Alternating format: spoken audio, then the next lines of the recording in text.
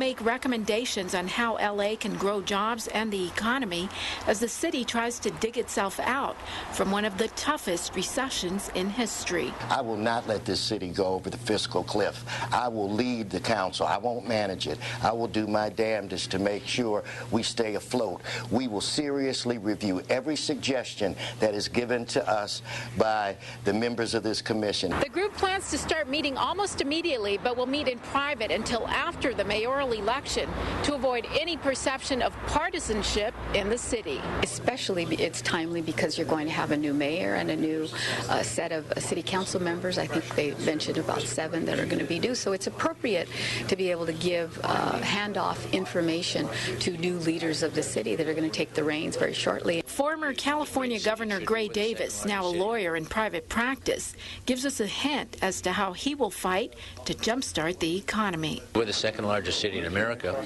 but we rank about 15th in terms of a convention site. We're way down the list of great cities for technology. LA 2020 will take 90 days to gather the facts before coming up with solutions for the City Council on how to rev up LA's financial engine and bring in those much-needed jobs. I'm Anna Marcos for LA This Week. And speaking of the local economy and job growth, here again is Anna Marcos to tell us about how the University of Southern California is about to grow into a mega economic engine as it launches the largest development project South LA has ever seen. It's a $1.2 billion agreement between the City of LA and the University of Southern California. That's the amount of economic impact the USC Village development could bring, a project that will pump $2 million annually into city coffers. It will also add university space, shops, restaurants, a full-service grocery store, housing, and more. It will be the largest single development project in the history of South Los Angeles.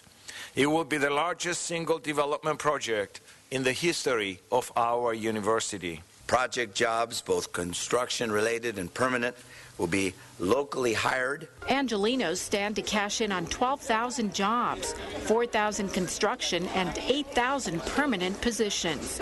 USC also plans to commit $40 million in community improvements, which include a new fire station, parks, an affordable housing fund, a legal aid clinic, and street improvements. With today's signing, we are ushering in a new era for this region. This plan represents a sea of change for this community. The project was many years in the making, but it passed with a unanimous City Council vote and enthusiastic community support. Through the toughest times, I never doubted the true community spirit that's here. I think our actions will speak louder than our words. And now it's time for the building to begin. The quality of life is about to perk up for residents in an area that has long lacked places to eat and shop, and most of all, jobs. I'm Anna Marcos for LA This Week. And an update on the results of the March 5th primary election. While there were clear winners and top vote-getters in several races immediately after the election, there were also close races that were too early to call. And now the city clerk's office has released its official list of candidates who have qualified to appear on the ballot for the May 21st general, municipal, and special elections. In the LA City Council races, Jose Guardia, a council member's chief deputy, and Gilbert Cedillo, former California State Assembly member, will go head-to-head in the Council District 1 race. In Council District 9, State Senator and Professor Curran Price Jr. and Ana Kubis, former council member's chief of staff, will face each other in May. And in Council District 13, Mitch O'Farrell, a council member's senior advisor, and John Choi, a Board of Public Works commissioner, will also face off in the May election. And as for the seat vacated by now Congressman Tony Cardenas in Council District 6, a special election will be held also on May 21st, with 6 candidates facing off. As for the city controller seat, Councilman Dennis Zine and City Commission member and businessman Ron Galperin will go head-to-head. LA City Attorney Carmen Trutanich will face off against State Assembly member Mike Fuhrer for the city attorney seat. And Councilmember Eric Garcetti will battle it out with City Controller Wendy Gruhl in the race to be mayor. Again, the general, municipal, and special elections will be held on Tuesday, May 21st. Turning now to a traffic advisory. If you drive on Los Feliz Boulevard to get to work or school, there are some LADWP improvements taking place that will impact your commute. Yana Kay has more. This intersection of Los Feliz Boulevard and Hillhurst is about to get a lot busier. At the beginning of the month, the LA Department of Water and Power closed off parts of the area to begin phase 1 of a 3-phase project to upgrade the neighborhood's power lines and address overloaded power circuits. We're introducing a brand new circuit that will drop the load and will provide energy for the next 10-15 years as the community grows, which we average at 1% per year. LADWP officials say the 4 circuits that currently serve this area have been exceeding their capacity on a regular basis. In the long term, the project will help decrease incidents of power outages in the area. In the short term, drivers can expect traffic delays in the area as Los Feliz Boulevard is reduced to 1 lane in each direction. This is Los Feliz right here. This is going to be big impact. Impact to Griffith Park, to the observatory, to the neighborhood. Phase 2 of construction will begin in early May and affect Vermont Avenue and Cheswick Lane. But residents say the traffic delays are worth it. It's for the good of the neighborhood, and it's something you just count on. You count on having a reliable source of electricity. We live in Los Angeles. We live in a modern city. That's not a luxury, it's a necessity. During the 9-month project, more than 6,000 feet of cable will be installed. In addition to the underground work, crews will also be installing this aluminum cable to the power lines above. Now, the final phase of construction is expected to begin in June and will be completed in the fall of this year. I'm Yana Kay for LA This Week. For more information on the Los Feliz Reliability Project, call LADWP at 213-367-1361. The Port of Los Angeles serves as the gateway to the Western world's commerce. Cindy San Luis takes us to San Pedro, where a major project is keeping the port at the forefront of international trade. Let's finish this project. Scoop it up. Take that picture right there, everybody. A photo opportunity came as the last scoop of dredge material was taken out of the Port of Los Angeles' main channel, signifying the completion of the 10-year, $370 million main channel deepening project in San Pedro. That's 15 million cubic yards of dredge materials that have been removed from the channel. That's enough earth to fill Dodger Stadium twice over. About 800 people worked almost around the clock for the past decade on this endeavor, deepening the port's main channel and the west and east basin channels from 45 feet to 53 feet deep. The Port of Los Angeles is ready and able to accommodate the largest containers and container ships in the world, even ships that will be too large to navigate through the widened Panama Canal. In order to maintain and improve its infrastructure, the port is in the midst of a 5-year, $1.3 billion capital improvement program, something that Congresswoman Janice Hahn says is imperative. If we don't invest in our nation's ports, we will not remain competitive globally as we should. The channel deepening project represents part of the port's ongoing efforts to also assure its continued growth and job creation. The project was conducted by the U.S. Army Corps of Engineers on the port's behalf.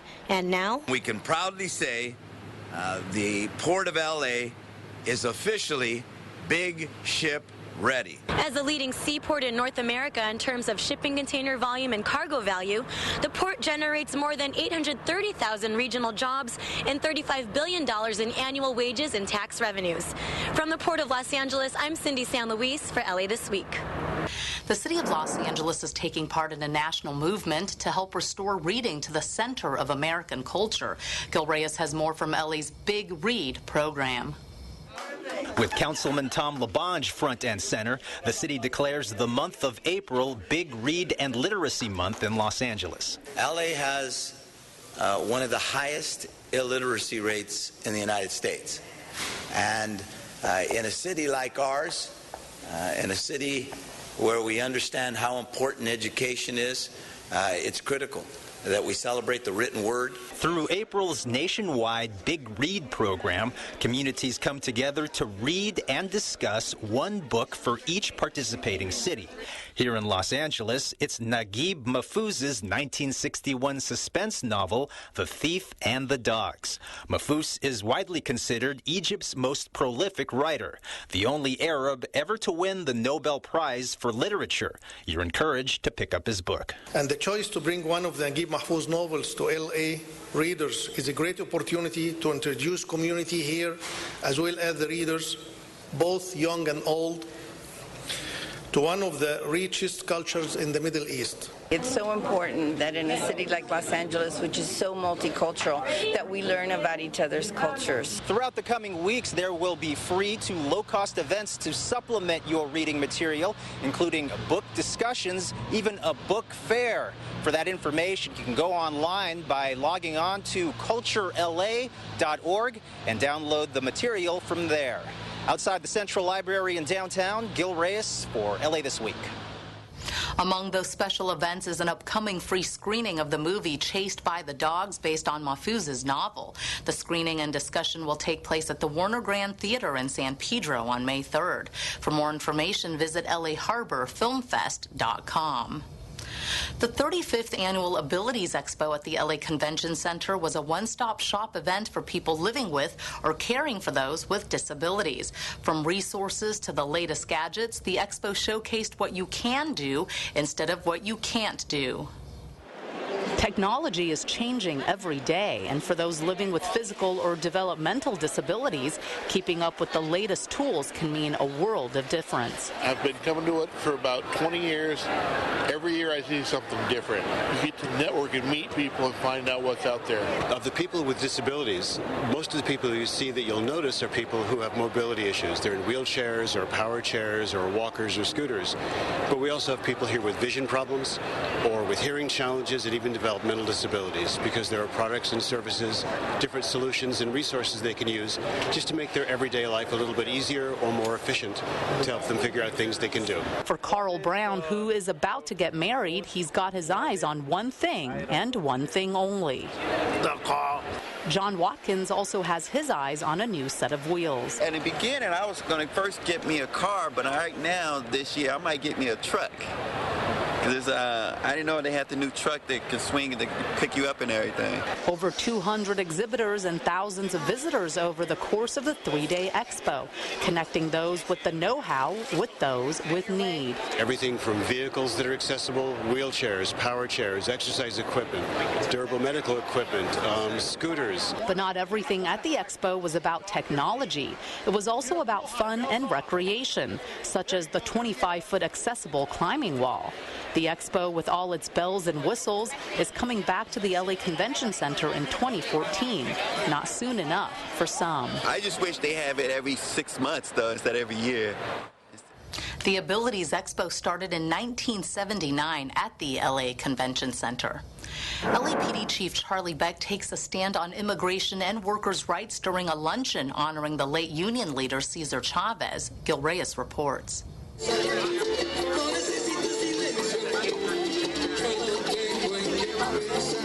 The event at Los Angeles River Center and Gardens honored an icon of the Mexican labor movement, whose influence lives on in today's LAPD, according to its chief. That will be the role of the police department, not to protect the interests of the rich, but to protect the interests of everybody, especially those that need protection the most. Cesar Chavez co-founded the group that would become the United Farm Workers Union. Through peaceful demonstrations, supporters say Chavez's efforts improved the lives of the underdog, union laborers from immigrant communities who didn't have a voice. Today, the fight continues, but labor leaders say with more support these days from the LAPD. We've been marching on May 1st since 2000, but with one very significant aberration of which we have all learned. Our police department has protected our peaceful assembly and worked with diverse organizers to make some of the largest marches in history, some of the most peaceful and safe. So for that, you deserve a round of applause and a huge thank you. Thank you, LAPD. The LAPD's partnership with immigrant communities hasn't always been perfect. Accusations of police brutality and profiling through the years. Also, the May Day rally of 2007 that saw officers clash with demonstrators. But LAPD Chief Charlie Beck says his officers are working to bridge the gap. As we work through those issues, we define a path for the rest of the nation. And I'm proud to be part of that. I'm proud to be your partner. I'm proud to be your friend. Thank you very much. In Cypress Park at the luncheon celebrating Cesar Chavez on what would have been his 86th birthday, Gil Reyes for LA This Week.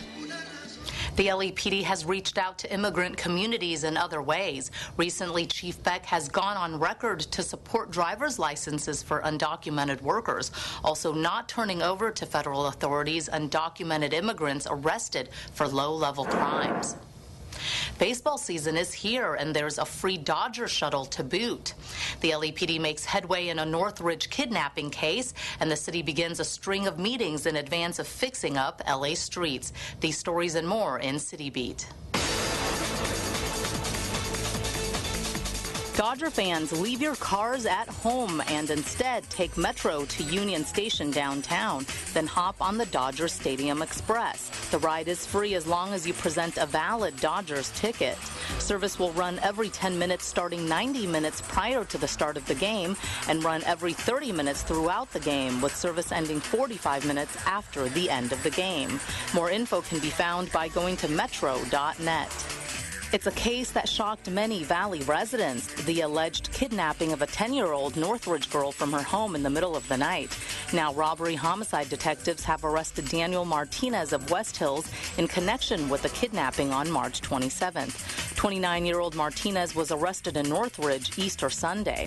As of our news deadline, the second suspect wanted in connection with this case, 30-year-old Tobias Dustin Summers, was still being sought for his involvement with the kidnapping. The proposed $664 million Millennium Hollywood project, which would include two 55-story skyscrapers sandwiching the 13-story Capitol Records building, has drawn the objection of Councilman Tom LaBonge.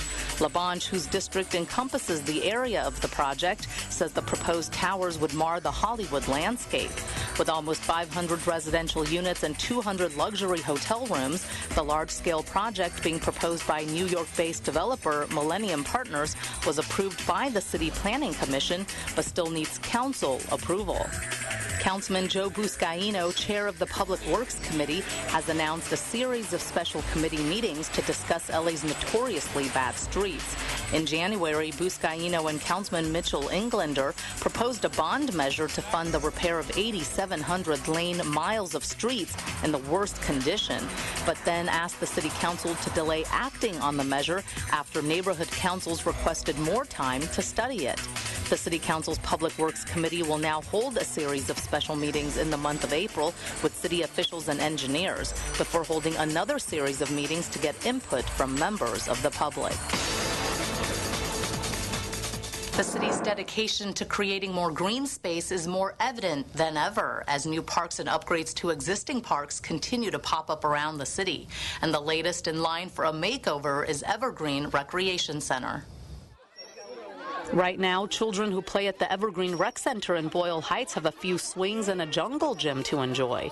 But soon, kids and adults will enjoy a brand new park, complete with a so-called tot lot for children up to 5, a playground for youth 5 to 12, and an adult fitness zone with shade protection over all the kid and adult equipment. We in the Latino community in particular are suffering from high rates of obesity and other health-related problems associated with obesity. So when you improve parks in heavily populated Latino communities, it makes a huge difference.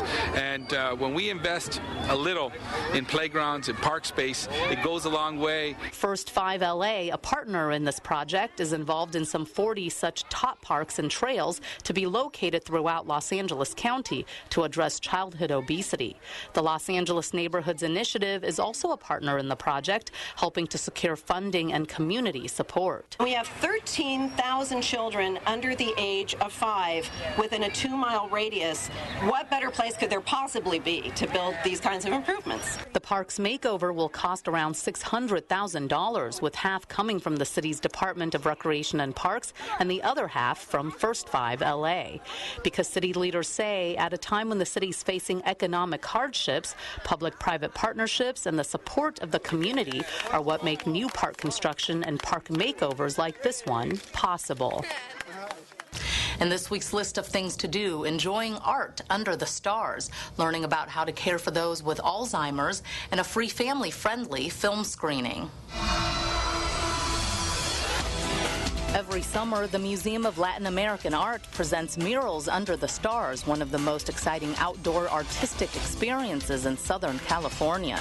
Using the most advanced projection technology, the murals created by famous Mexican artists will be projected life-size onto an outdoor wall, giving viewers the sensation of experiencing the original murals in person.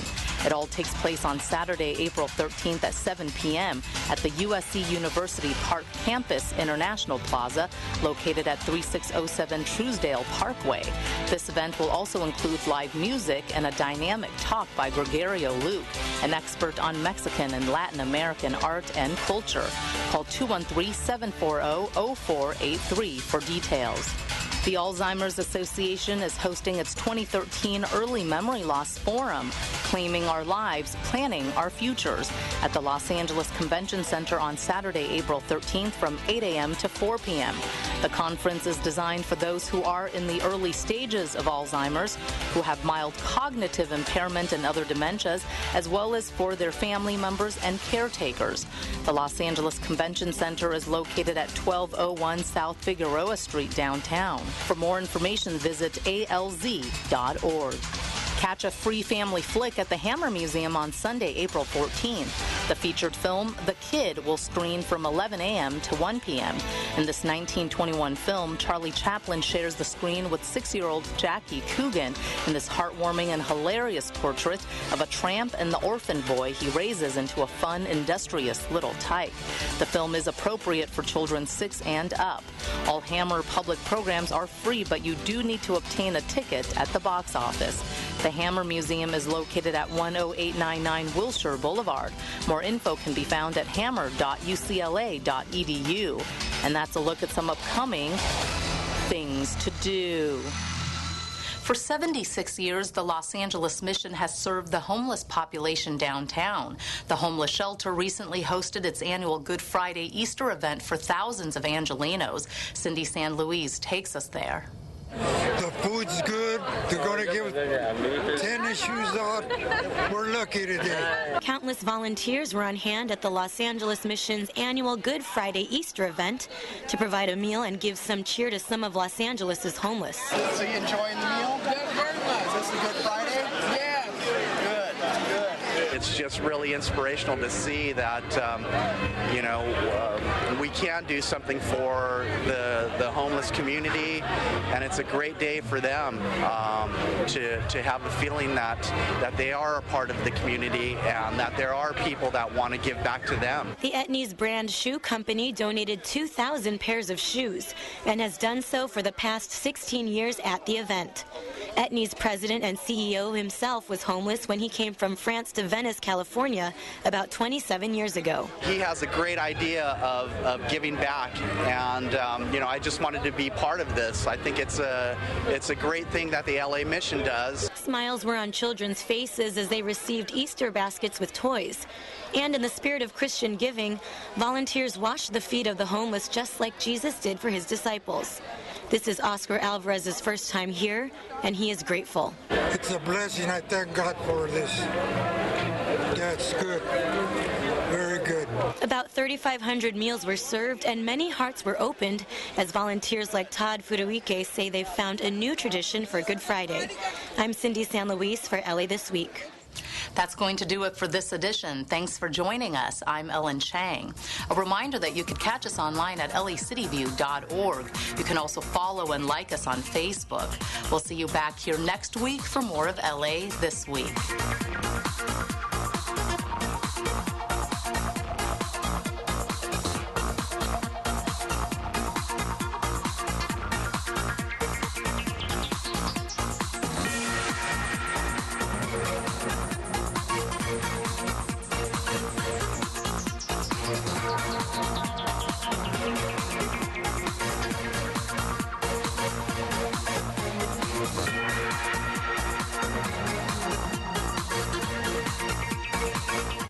I'm Paul Krikorian. The DWP will soon begin an important project to complete replacement of one of our city's main sources of clean water. The project will begin on March 23rd and will last for about 5 weeks.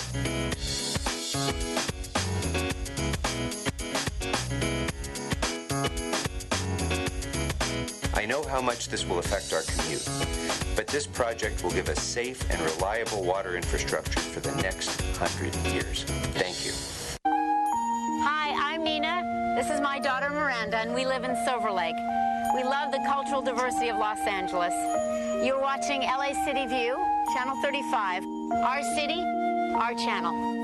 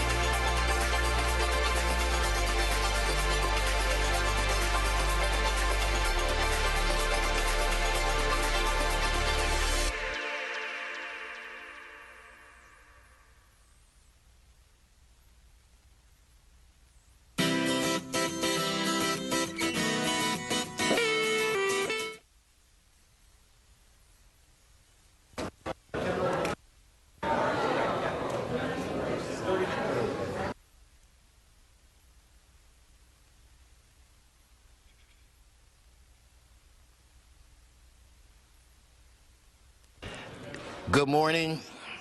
It is Wednesday, April 10th. I want to welcome everybody to the Los Angeles City Council meeting. If you'd please take a seat. This council meets every Tuesday, Wednesday, and Friday at 10 a.m. Mr. Clerk, I believe we have a quorum. Could you please call the roll? Alarcon, Buscaino, Englander, Garcetti, Weezer, Corretz, Krikorian, LaBanche, Parks, Perry, Reyes, Rosendahl, Zine, Weston, 10 members present, and a quorum, Mr. President. First order of business. Approval of the minutes. Buscaino moves, Reyes seconds. Next. Commendatory resolutions for approval. Englander moves, Corretz seconds. Mr. President, there are requests to continue items 1 through 9 to Wednesday, April 17, and item 22 to Wednesday, April 24th. Without objection. Very good, sir. Items 1 through 18 are items noticed for public hearing.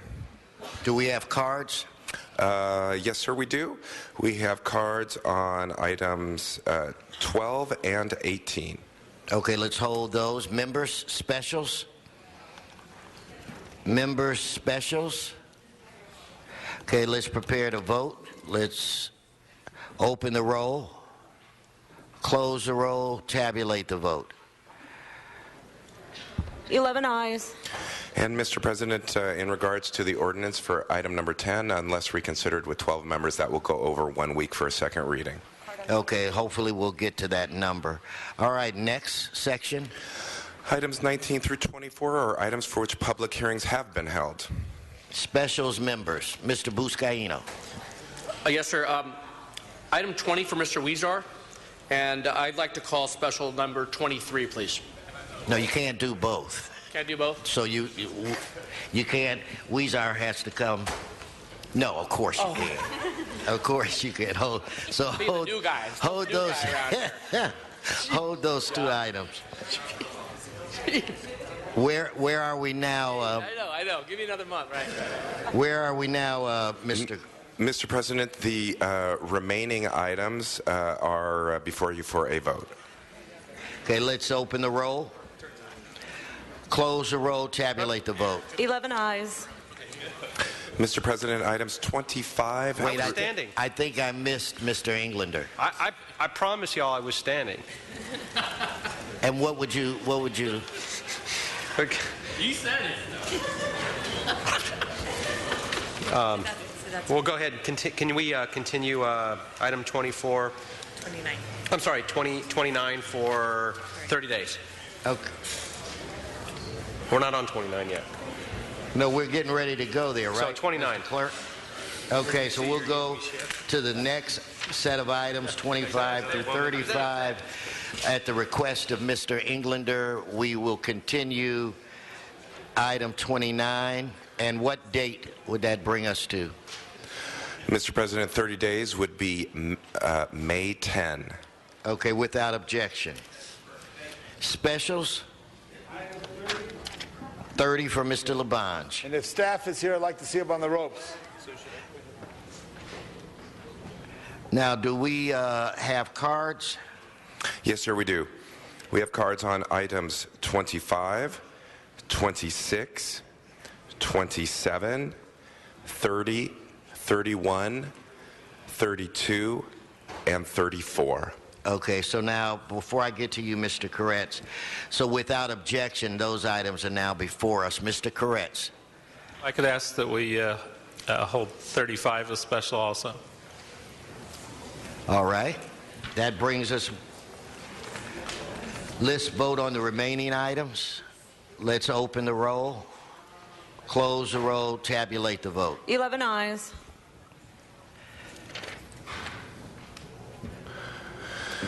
Mr. Reyes. Okay, that brings us to the presentation portion of today's agenda.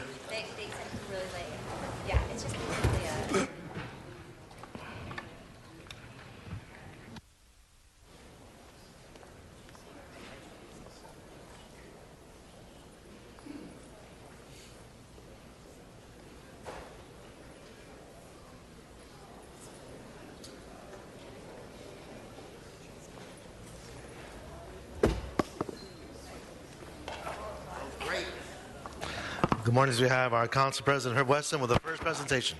Okay, good morning. Thank you, Mr. President and members. We want to observe Autism Awareness Month, and I'd like to call up with me a very important young lady that has been involved in this for quite some time, Miss Areva Martin. More than 1 million children across the United States suffer from some degree of autism. We want to take advantage of this month so that we can get people to truly be aware of the importance of finding out early.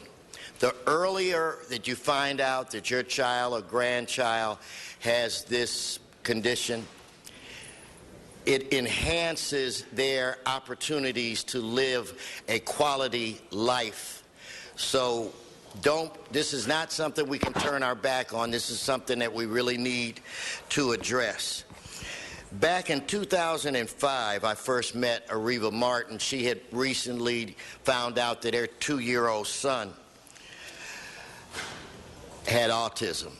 And she was determined to find out everything that she could about this, and she was determined to help as many people as she could. So in 2005, she founded the Special Needs Network.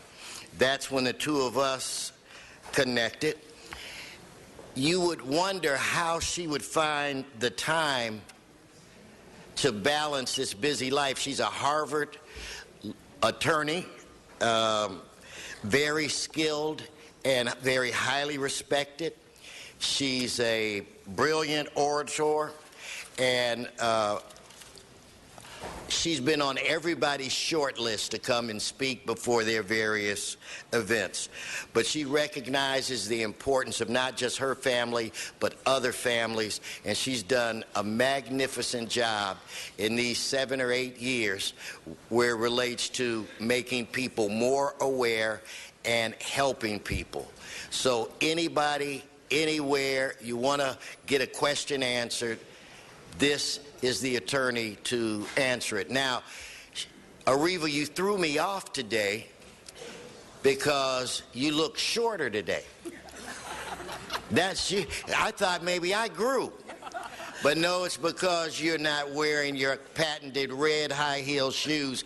Ladies and gentlemen, please join me in welcoming a very important contributor to this community, Areva Martin.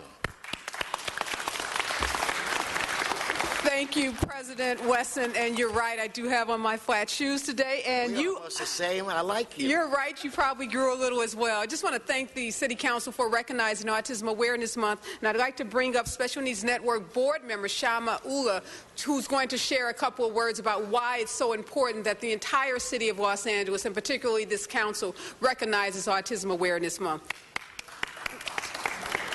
Thank you, City Council President Herb Weston, City Council members and staff. Thank you, Areva.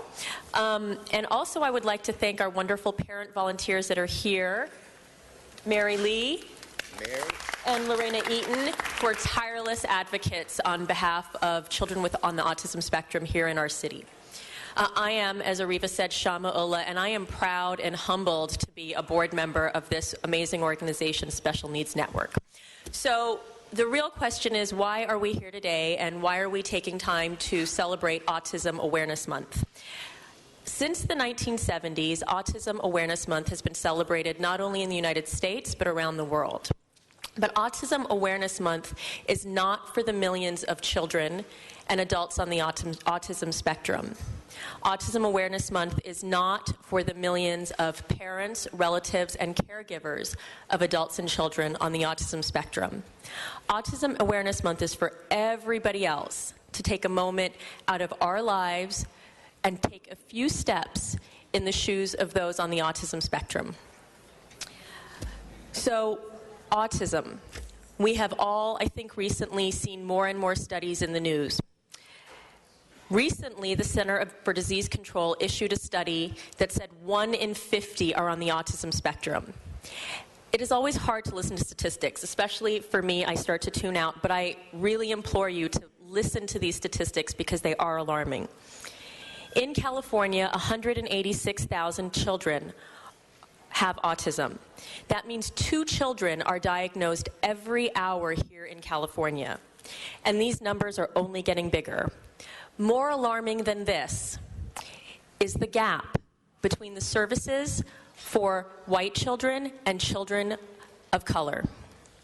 The diagnosis gap means that white children are diagnosed on average 2 years earlier. And as Council President Herb Wesson just said, we know that the earlier a child is diagnosed, the better chance they have of dealing with autism. Minority children, particularly African American children, are misdiagnosed at much higher rates than their white counterparts. The service gap, and this is really heartbreaking. Last year, the California Department for Developmental Services spent an average of $11,000 per white child and Asian child, compared to $7,000 per child for Latino children and $6,000 per child for African American children.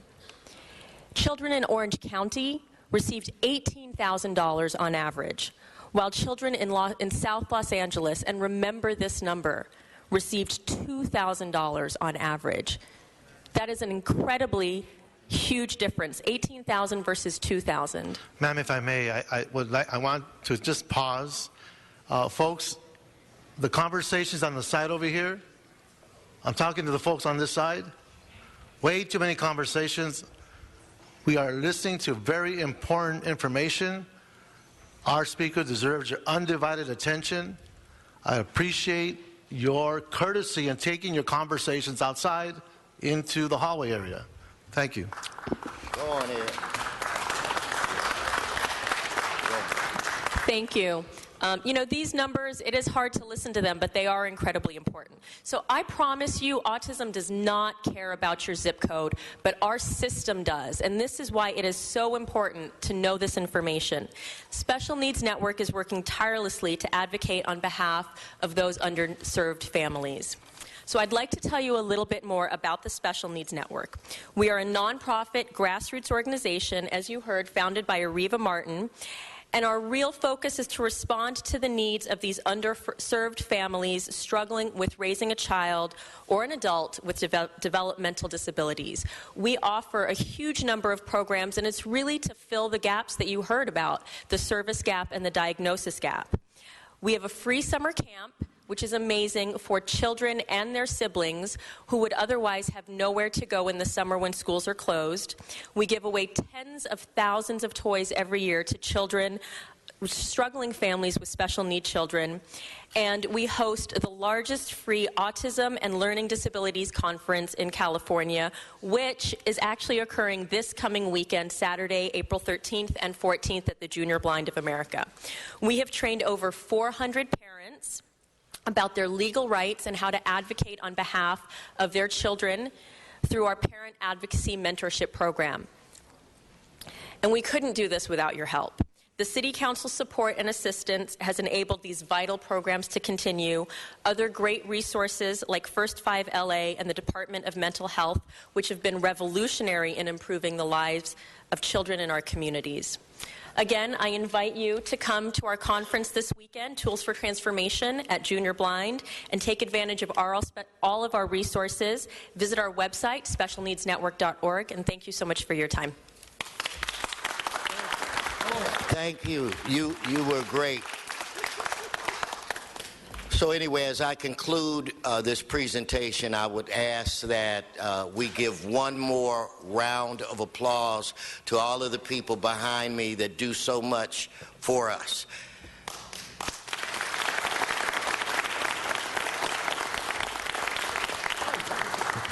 Thank you, Council President. Okay. Councilor Rosendahl, my apologies. Councilor Rosendahl? Mr. Wesson. I'm right behind you. Okay, and I know you've been behind me a lot. and I appreciate it. I want to make a comment. What is very important for people to know is every child with autism needs support systems.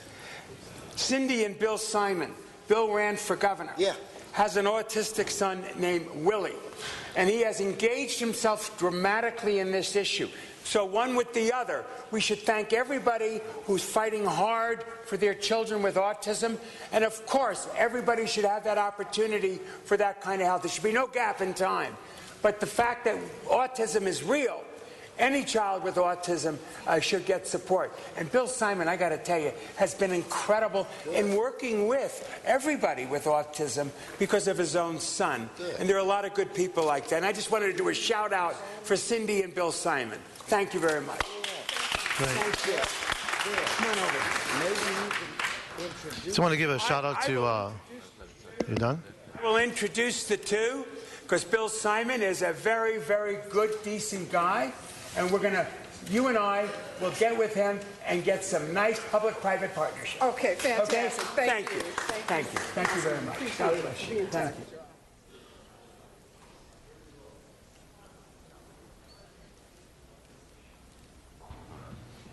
Thank you, Council Rosendahl.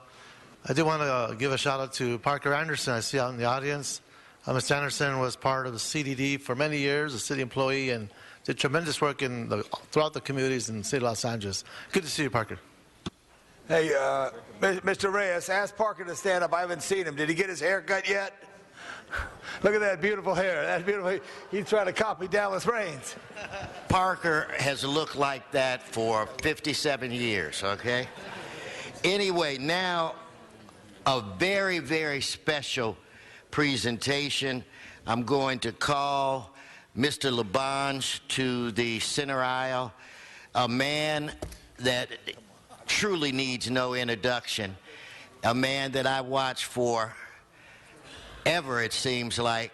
And Mr. Labange, we're very appreciative for this treat that you're bringing us today. Well, so with that, you have the floor. Mr. President, thank you. I'd like to ask the great councilman of the 3rd District, Dennis Zine, who Dr. George lived in. Let's have a big hand. This is Dr. George Fishbeck. This is Dr. George Day in Los Angeles. Nobody else but Dr. George here. And Mr. Zine is so pleased to join me here. And we're going to have some special guests coming up in a minute. But anyone in our city knows there was one person who had the heart of gold among many who had great hearts of gold, but this guy had the real heart of gold, especially with the children and Porterville and everything, and the Boy Scouts and the Girl Scouts, and anything that was good and right, he was it. And believe it or not, if you went up to the mezzanine floor, there's a little note from Clark Kent. He said, "George, do my work." This is the Superman right here, Dr. George Fishbeck. Who's that? And this is yours, George, but for you. I'm going to ask your great councilman, Mr. Zine, to say a few words, and then I'm going to call on the very special Dallas Range and Steve Rambo. And Josh, I want you out here. Channel 29 deserves to be here too, but you got that. Channel 29. Oh, Let's hear from Dennis Zine. All right, thank you, Tom Labange. All right, we got all kinds of presentations here for Dr. George, who has been married for, let's see, how about 64 years, 90 years of age, and we're honoring Dr. George today for his contributions to the broadcasting, especially as a meteorologist. And when we saw him on Channel 7, he'd have that board, and he would make those numbers and the highs and the lows and everything in between. Dallas, you were probably a youngster at that time watching, but Dr. George is a legend in this city for so many years. He lives in Woodland Hills. He retired in 1997 from KBC, and he's a proud resident of the 3rd District and a member of my community posse. And his longtime friend, they wrote a book, My Life and Weather, and there it is. The book is now out. Highlights of his stories, a family man, and I remember Porterville. Every year you talked about Porterville, how people should donate and contribute to Porterville, very, very close and dear to your heart. So a little history about Dr. George Fishbeck, and he wrote this book with Randy Roach. Randy, why don't you come on up here? You're part of this also. Randy Roach, we have a presentation for you also. So Dr. George, born in 1922, television weatherman at KOB TV in Albuquerque, New Mexico from the early 60s to the early 70s. Graduated from the University of New Mexico in 55 with a master's. In 79, awarded the Silver Beaver by the Boy Scouts of America for his service to youth. So again, you're taking care of people. 1972, he moved to KABC, the #1 news station in Southern California, Channel 7, led by the great Arnie Kleiner. All right, we love Arnie Kleiner. Replaced Alan Sloan, where he became a staple of the station's Eyewitness News broadcast. Again, Eyewitness News, the #1 news team in all of Southern California, and Dallas does the weather, and Josh does the weather, and everybody does the weather. I'm not done yet. I'm not done yet. I'm reading the script here.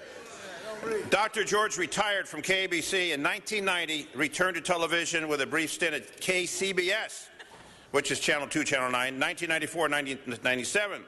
Dr. George, and now I don't want to use this word, but they have a word in here, but you're a meteorologist, wears the trademark spectacle and bow tie as we see today, the spectacles and the bow tie.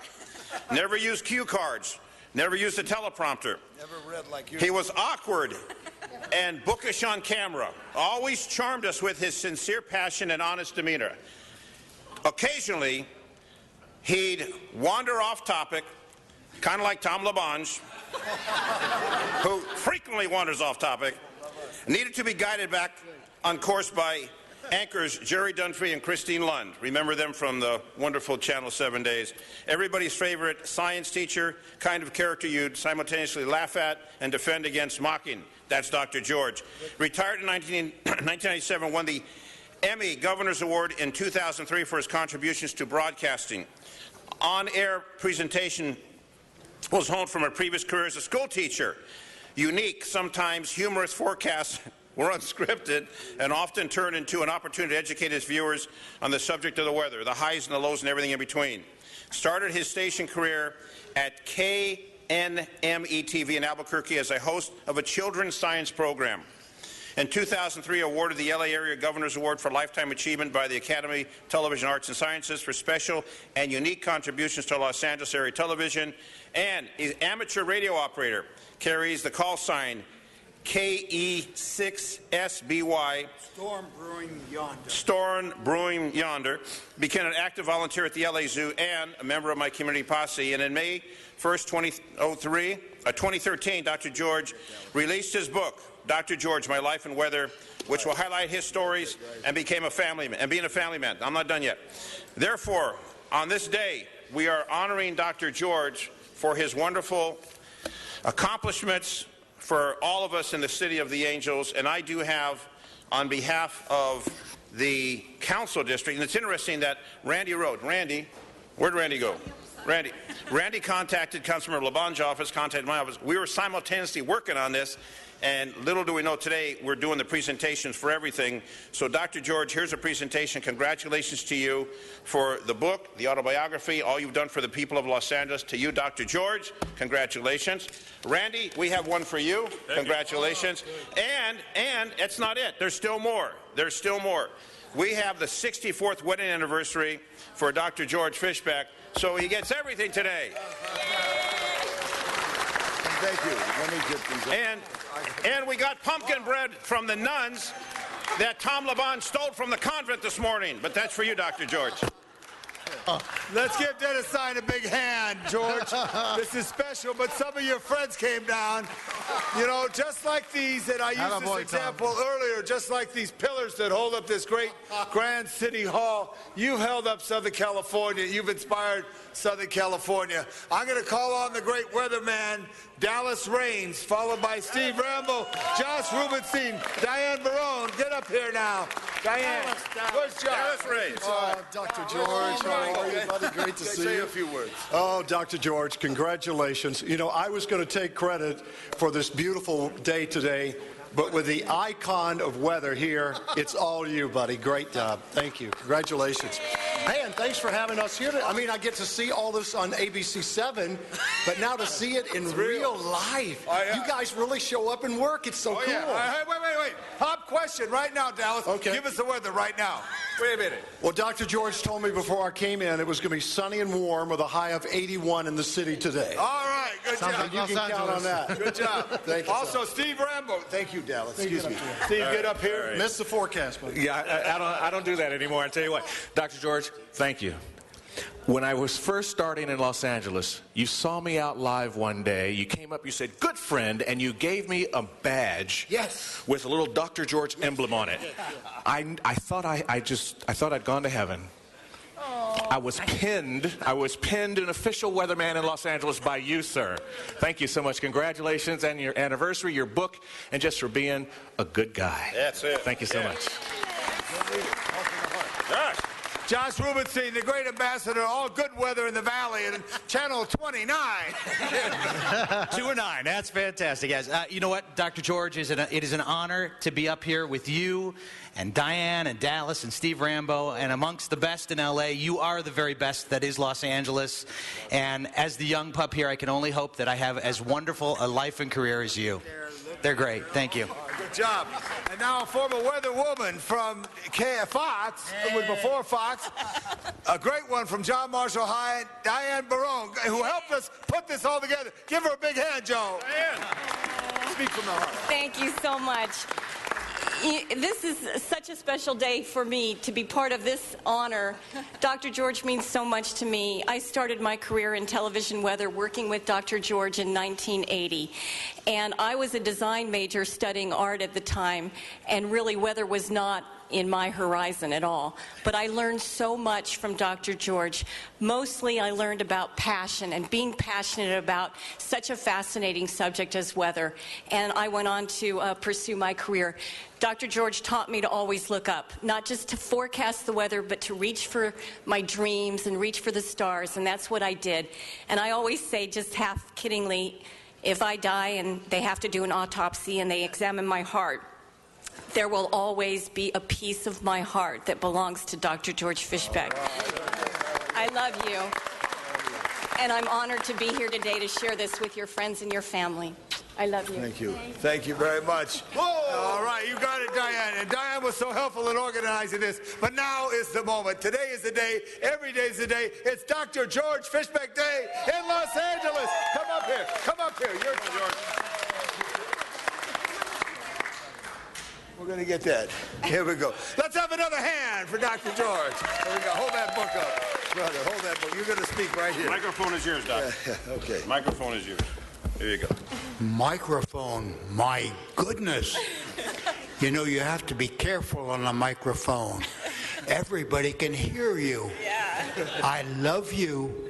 Everybody heard that? I love you. Thank you for being here. Oh, boy. Huh. And what's so special, George, we're announcing to this book that's going to kick off on May 1st, which tells the history. And we all know the history of the great people in your industry in Los Angeles, so many who went before, but you're standing tall, a great 95 years young, is that correct?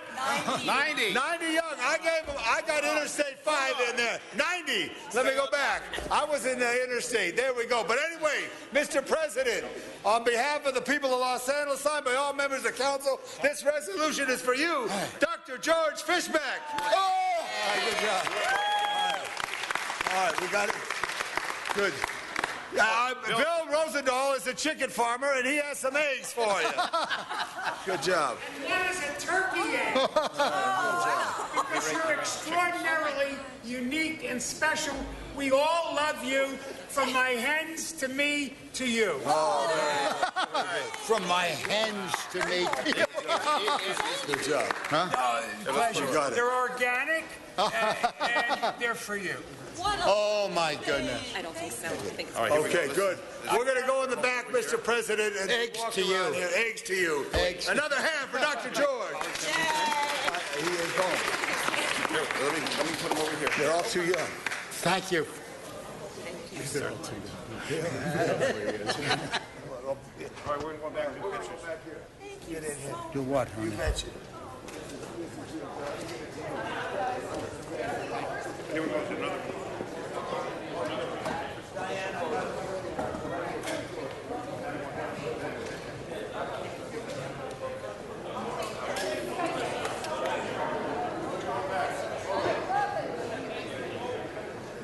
All right, Mr. City Clerk, we do have one ordinance that we need to vote on reconsideration. What number is that? What item? Sir, that would be item number 10. So this vote is on item number 10. The vote is for reconsideration. Let's open the roll, close the roll, tabulate the vote. 12 ayes. Okay, now let's actually vote on the item. Let's open the roll, close the roll, tabulate the vote. 12 ayes. Mr. President, I got item 30 answered. It's okay. Okay, then let's vote on item 30 where there... This is a man. No, then we'll take it later. Mr. Labange, we'll get it later.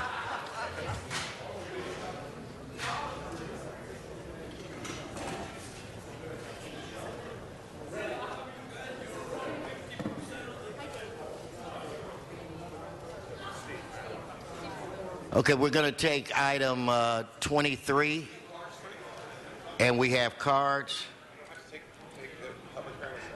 Okay. Oh, no, public hearing, Mr. Buscaino, has already been satisfied. It has already been, so we can just vote on this item? I'm going to say a few words, if I may. Yes, you go right ahead. Thank you, Mr. President. Colleagues, the item before you is a very important one, specifically for our Wilmington community. Wilmington is just located just north of Port of Los Angeles, and for years residents have endured the negative consequences of heavy industrial operations in and around the Port of Los Angeles. In recent years, both the city and the Port of LA have made great strides in working with the community to mitigate these consequences by enacting forward-thinking policy like the Clean Truck program, as well as building the Wilmington Waterfront Park, which creates a buffer between the port and the adjacent residential neighborhoods. Residents have long advocated for the separation of heavy industrial uses from residential zones. It makes absolute sense.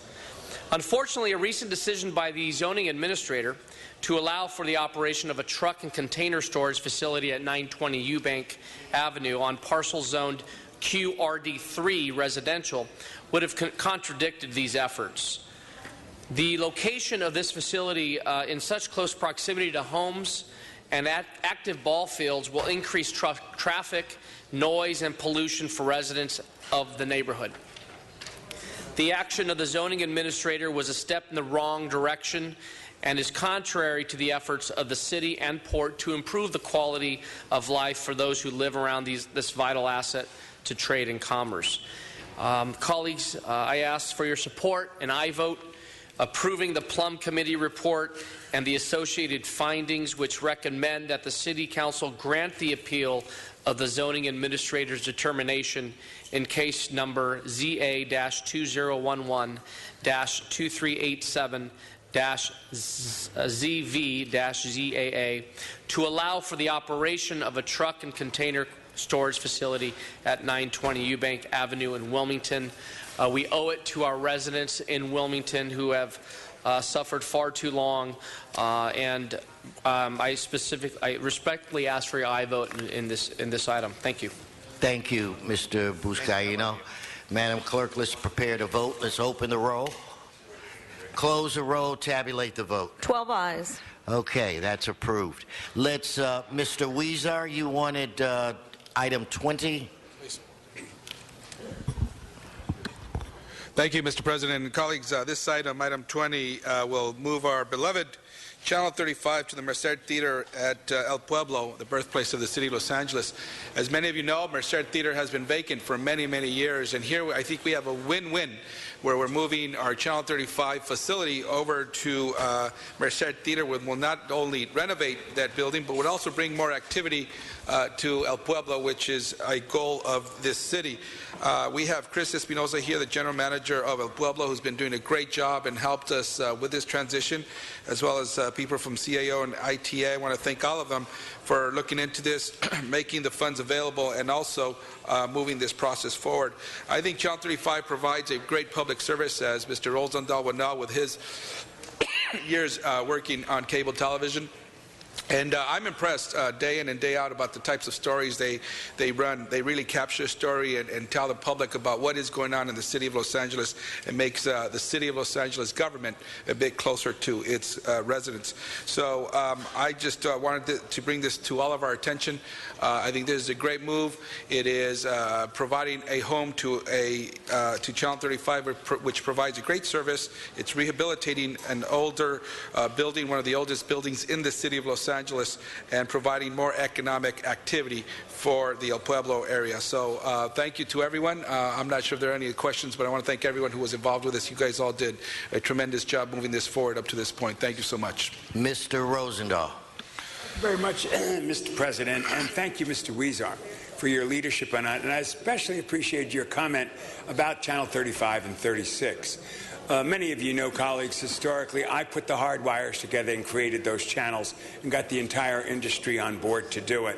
And we created a similar C-SPAN type concept where you see just unvarnished the discussion, and that helps empower people and connect them and makes the democracy stronger. Obviously, I'm extremely passionate about it, 35 and 36. Did you work with them, and are they all happy, and the monies and all that? Anything we need to know about that end of it? The concept's great. Yes, this came, Channel 35 was looking for a home.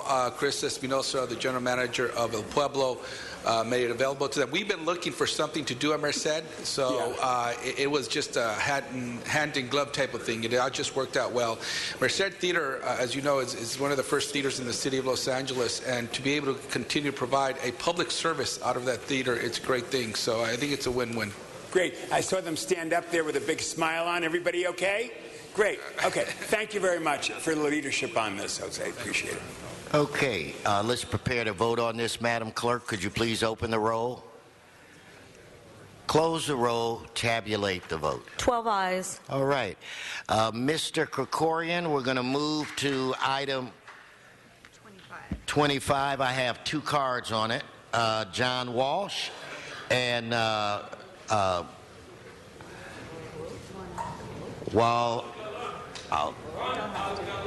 Dalhouse Dude, I'm going to have you tell me how to pronounce it again. So anyway, Mr. John Walsh, followed by Juan Alcalan.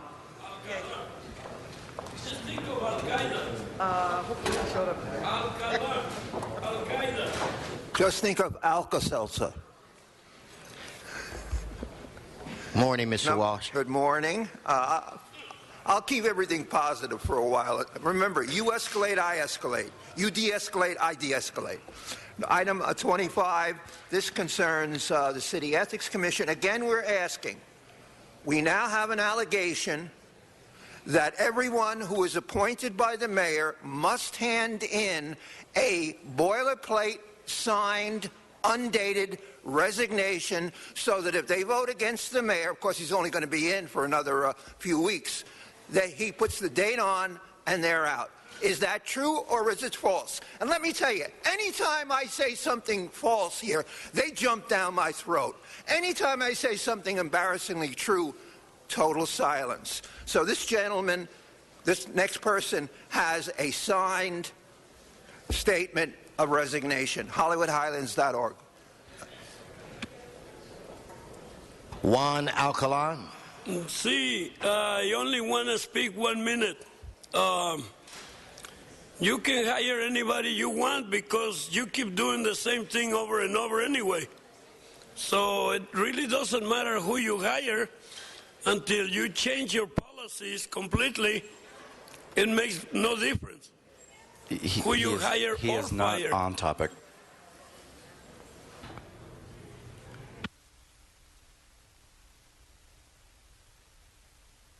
Mr. Krikorian.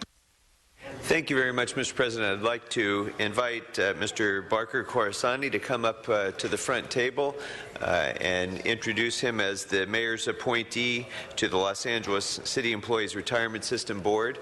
Mr. Khorasani doesn't need a lot of introduction to most people in the city. He's been a long-time city employee, a retiree now, but only sort of retired because he's a highly sought-after volunteer now because of his long years of service to this city, his financial expertise, the leadership that he's shown in pursuing grant funding and other sources of opportunity for this city to serve its people. So I'm very pleased to introduce him to you and to recommend his approval.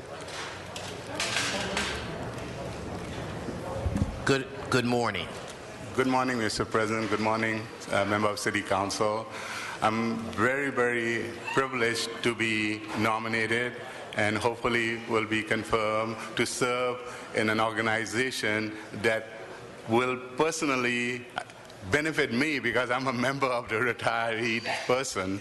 And not only that, I have my career in the city managing grants for the last 30 years, and I have millions and billions of grants to handle, and I made sure the grants are used for the purposes intended for, and I have never had $1 of disallowed costs. I always make sure the grants are used and also to protect the city from being liable.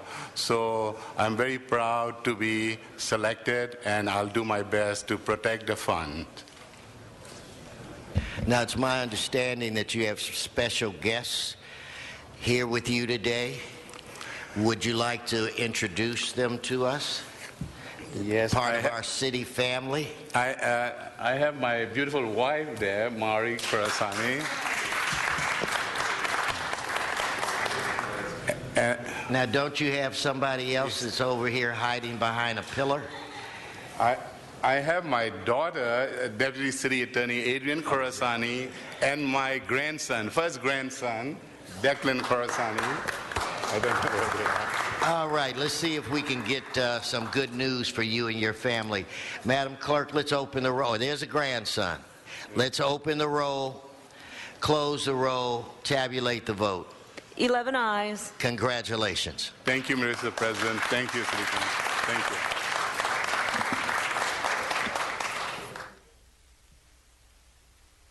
We'll go quickly to item 30. We do have a card on item 30, Arnold Sachs. Would you please come on item 30? Mr. Labange's concerns have been alleviated. Yes, Mr. Sachs, good morning. Yes, thank you. Good morning. Arnold Sachs. Part of this item, if you read very closely, it mentions that the funding is available for the fiscal year. First of all, it's $300,000, which comes to about $25,000 a month. The funding is available for fiscal year 2012, 2013. Well, that ends in June. So you're agreeing to fund the project, and the contract starts April 1st. So for 3 months, they're going to get $300,000 because the fiscal year starts July 1st. So you need to come up with funding already for the new fiscal year. And in addition, historical monuments, is this a new RFP that went out to take over for the old organization that had this duty to help assist the city in historical monuments? Or what was the function of the redevelopment is no longer here. So unfortunately, they can't help out in any of these long on the table projects that the City Council had put out to help foster the idea that LA has got redevelopment funds for housing and such. So again, I ask, it's April 10th. The contract stated to start April 1st. The fiscal year ends June 30th. What exactly are you getting for $300,000? Thank you. Okay, Madam Clerk, let's prepare to vote on this item. Let's open the roll, close the roll, tabulate the vote. 11 ayes. Okay, what we're going to do now, Mr. Clerk, is we're going to go to item 36, and then we will go to the back of the chambers for a closed session. So do we need to recess the regular meeting? Yes, we do, sir. So I will call. Go ahead. I'll call the roll for the special meeting. Alarcon, Buscaino, Englander, Garcetti, Weezer, Carrasco, Corrigan, Labange, Parks, Perry, Reyes, Rosendahl, Zion, Wesson. 11 members present and quorum, Mr. President. Okay, thank you. Now, we have a lot of cards. We are in danger of losing a quorum, so when I call you, please come forward. You will each be given 1 minute. Arnold Sachs, John Walsh, Tim McCosker.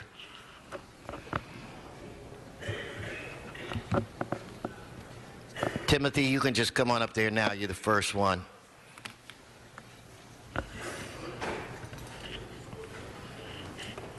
Thank you very much, Mr. President, members of the council. Tim McCosker, Mayor Brown Law Firm, on behalf of Summit Media, LLC.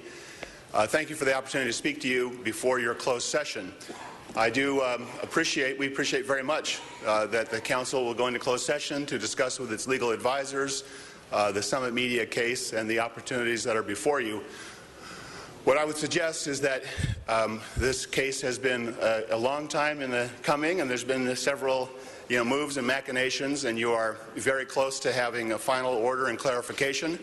And I would just urge the council, which I'm sure the city council, I'm sure you will be urged by your council, to wait, in fact, for the order to come forward, and to then direct your staff to abide by the order. As you know, the settlement agreements are invalid.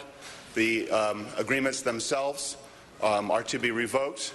And we, of course, would urge that ultimately the signs be unplugged and taken down. Thank you, Tim. Thank you very much. Arnold Sachs, followed by Mr. John Walsh. Yes, thank you. Good morning again, Arnold Sachs. What I really don't understand, and I'm sure that the council will discuss this, the courts ruled against the digital signage, said they had to come down. Has anybody been cited by for any of these digital signs by the city attorney's office? Shouldn't it be the responsibilities of the signage companies that have put up the digital signs to fight their court case based on the fact that they've been cited in court? They have a ruling that went against them. Why isn't the city and the city council and the city attorney following the lead of the courts that ruled for them? It doesn't make sense. You have a judgment. I'd say use your heads, but thank you. Okay, Mr. Walsh, followed by Alex Kuba and Kevin Norton. Lots of new stuff up at jwalshconfidential.wordpress.com. Over here, Mayor Brown, Tim McCosker, makes $750 an hour. Divide that by 60 minutes, and 3 minutes up here. That's 1/20th. So he's making about $80, $90 an hour by speaking here. Now, digital billboards. Go to San Francisco. This is a city of 750,000 people. No mini malls, no digital billboards. It's like a paradise because they've got a city council that doesn't allow that kind of stuff up there. Okay? The digital boards are an eyesore.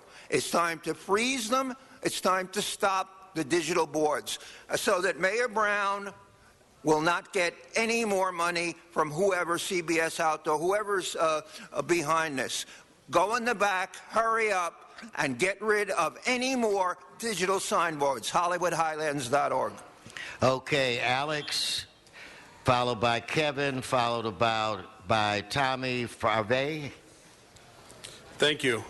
My name is Alex Kuba. I am the CEO of Summit Media. Our small family-owned business has been in litigation with the city as well as with two mega corporations, CBS Outdoor and Clear Channel Outdoor, in order to get the court to force the city and these two corporations to comply with the city's laws and to remove these illegal digital billboards instead of allowing this travesty to continue.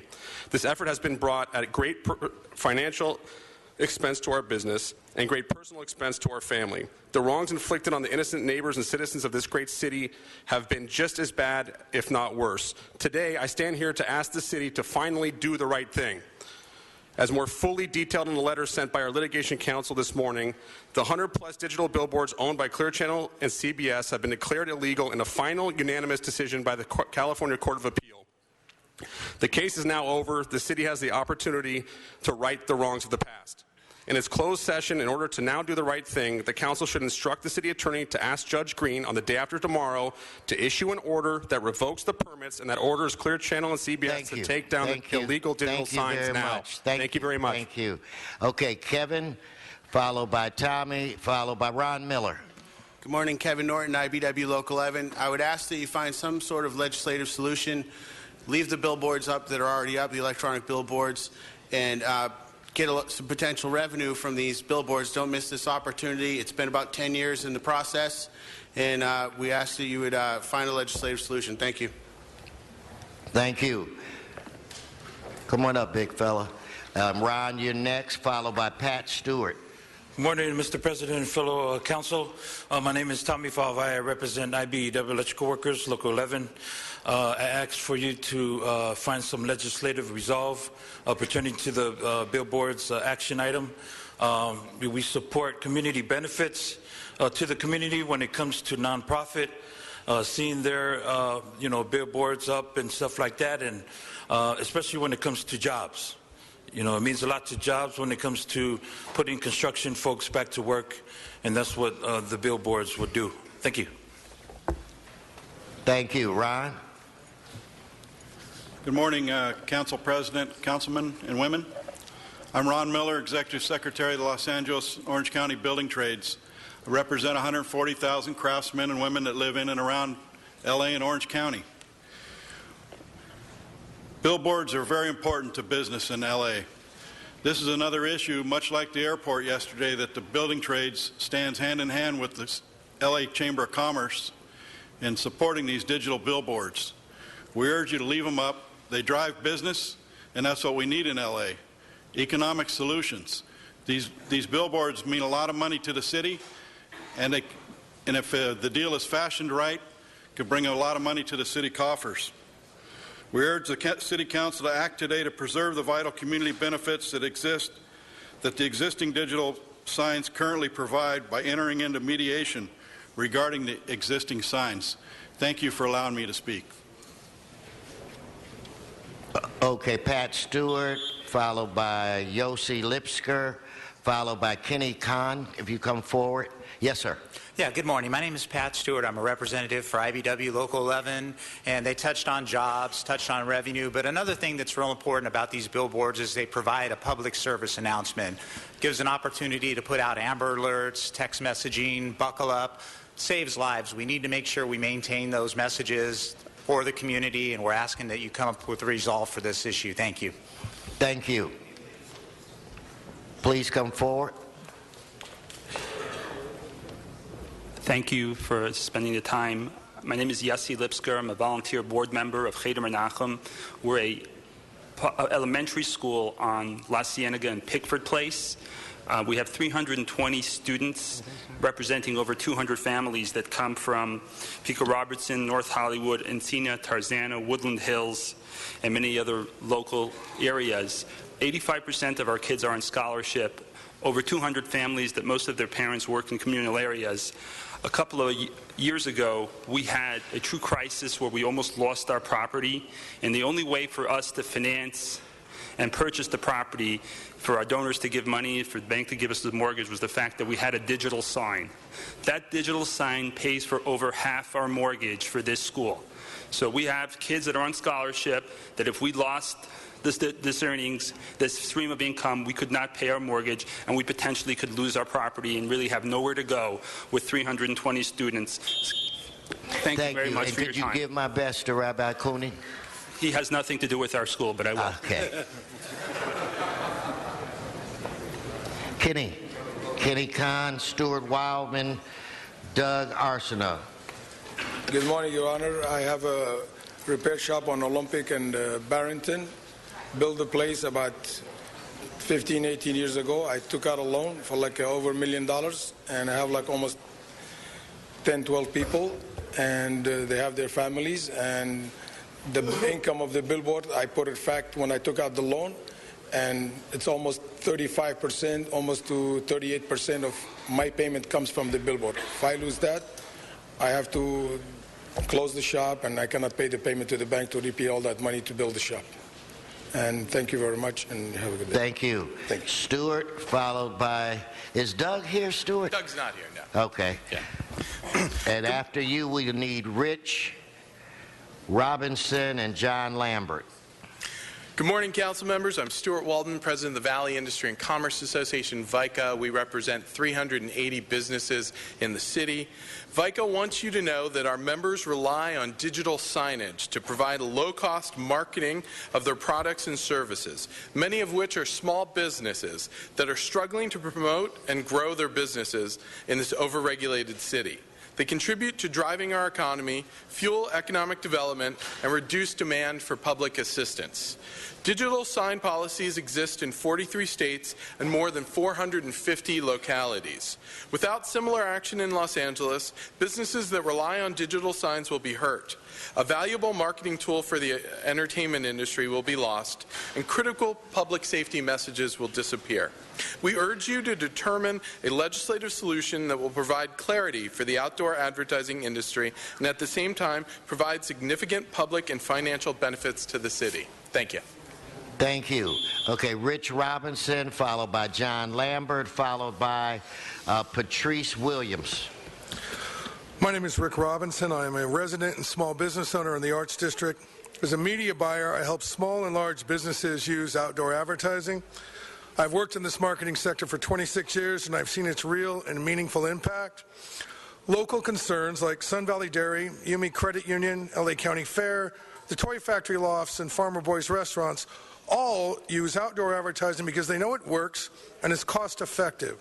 These businesses are important Los Angeles constituents, and for them, outdoor advertising is a real solution. I urge the Council to achieve a long-term legislative answer. There'll be great results: an overall reduction in the number of signs, protection for neighborhoods through relocation, guidelines for operation, expansion of public benefits, and revenues for vital city services. Please consider the significant benefits these signs provide. Outdoor advertising truly has a right, a place, and a purpose in the city of Los Angeles. Thank you. Thank you. Mr. Lambert, followed by Patrice Williams, followed by Ben Hill. Yes, sir. Good morning, Mr. President and City Council.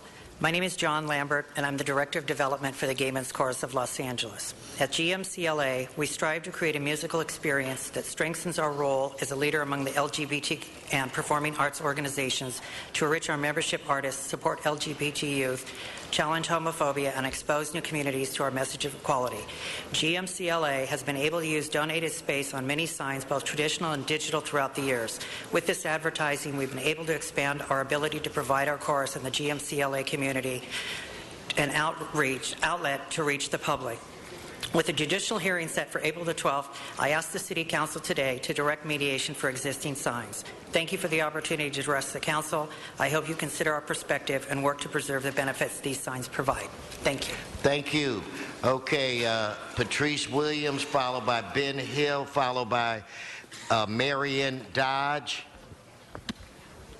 Good morning, Council members. My name is Patrice Williams. I'm the founder of Minorities in Broadcasting Training Program and the Going Green Film Festival.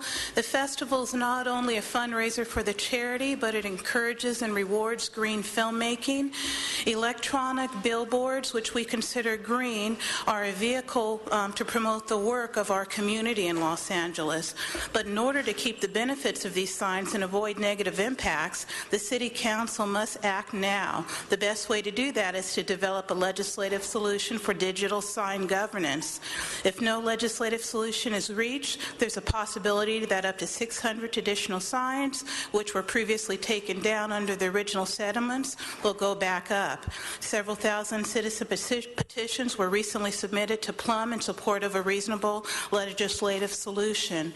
If we're not able to reach one and develop fair practices, our industry may lose jobs instead of creating them. Thank you.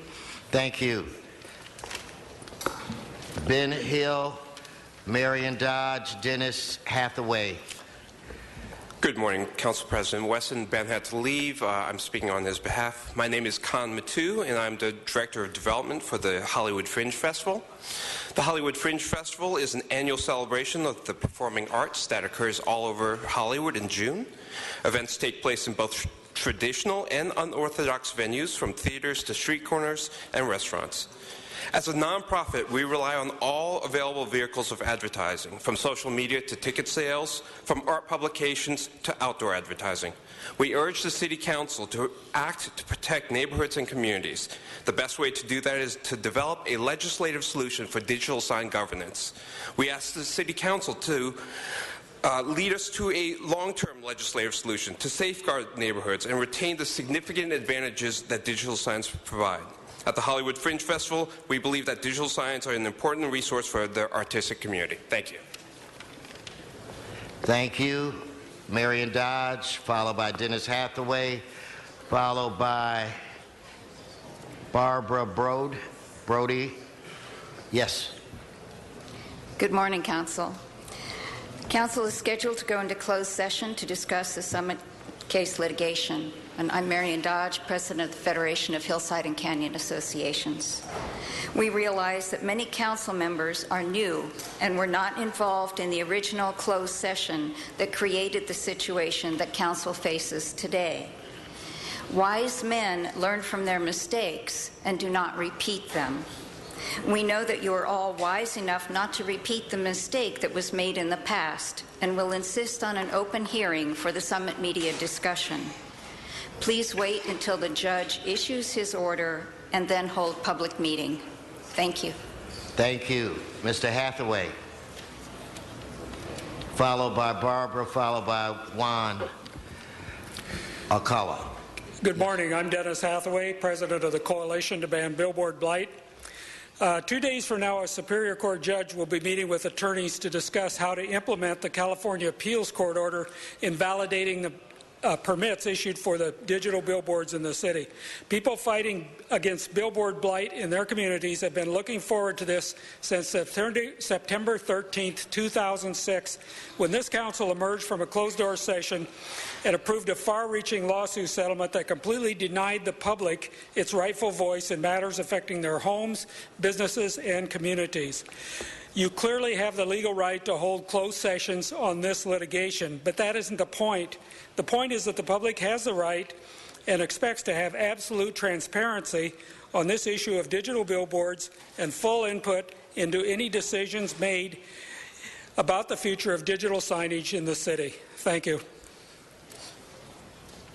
Okay. Yeah. Yes. Good morning, council members. My name is Barbara Brody, westward south of Santa Monica Boulevard homeowners, Westside Neighborhood Council, and really speaking on behalf of all the neighborhood councils and citizens who had no advance notice of this meeting.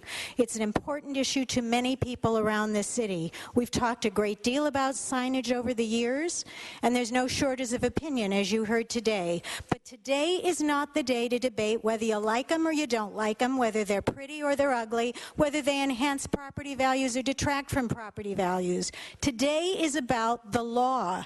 Today is about maintaining the credibility of this city hall and its council. It's demonstrating whether you learn from past mistakes and whether you will not attempt to forge a policy or enter into negotiations or a settlement agreement prior to the court's ruling on Friday. This is not let's make a deal. There can be no rationalization for government and policy forged behind closed doors. Allow the court to issue its ruling and instructions without interference. Thank you.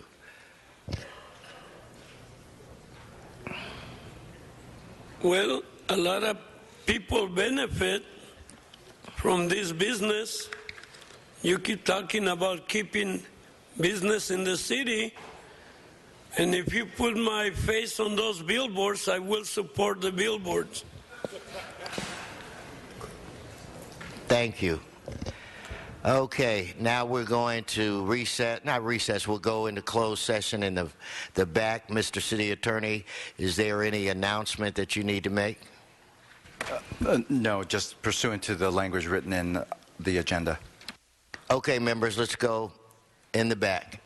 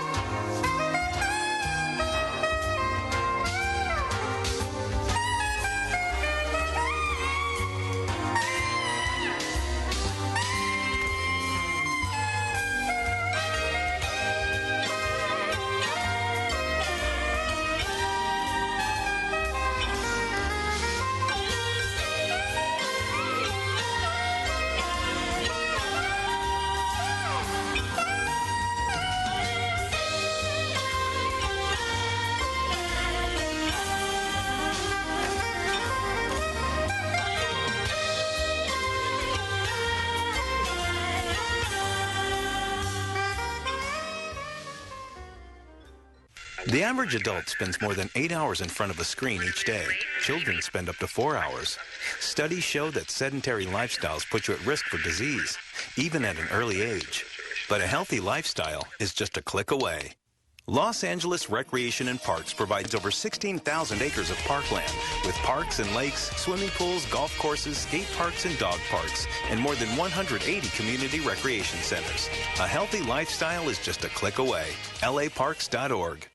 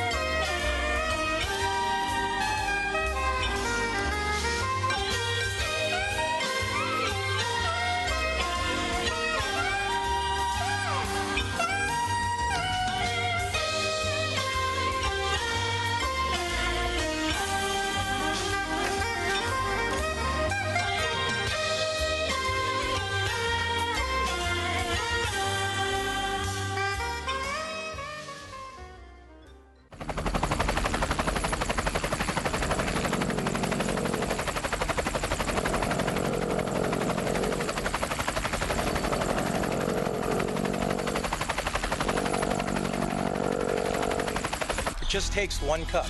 Every year, thousands of children in our community drop out of school, they quit on their families, they give up on themselves. But together we can change that. By sponsoring a child for the cost of 1 cup of coffee a week, you can provide a child with a mentor, a place to play, and a safe haven like Hollenbeck Pal. With 1 cup, I can play soccer after school. With 1 cup, it helped me get here to college, preparing for my future. It just takes a moment to change a child's life. Go to onecup.org and make a difference today.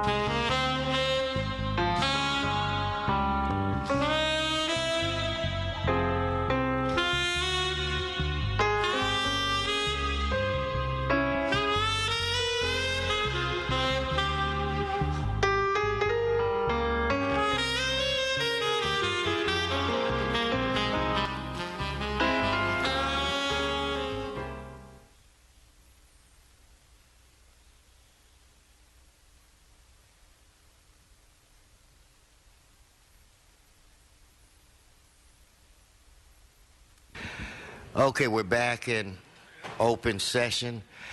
Mr. City Attorney, is there an announcement that needs to be made? Just that in closed session, the City Council was briefed by the City Attorney's Office on the pending litigation reflected in item number 36, and no announcement is required pursuant to the Brown Act. Thank you.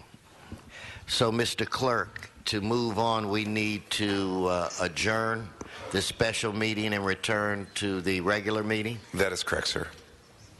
Okay, could you call the roll? Or do we need to call the roll to go back to the other meeting? No, sir, we do not. All right.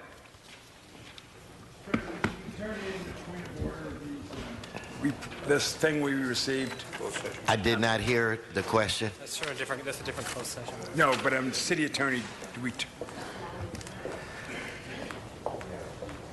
Okay, thanks. Okay, we'll go to item 12, which was held special by Mr. Sachs. Mr. Sachs.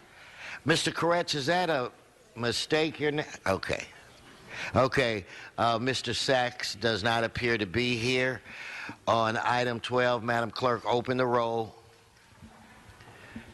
close the roll, tabulate the vote. 10 ayes.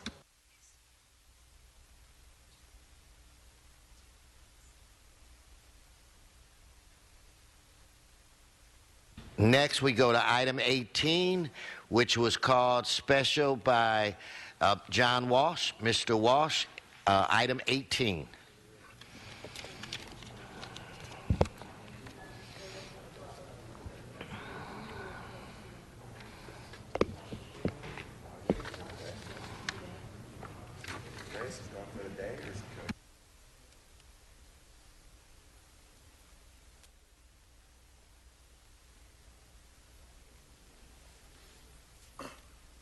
I pass.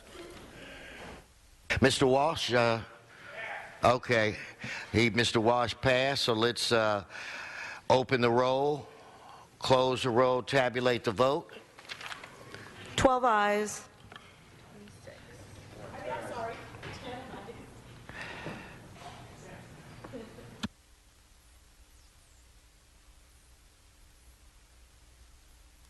Could give me something.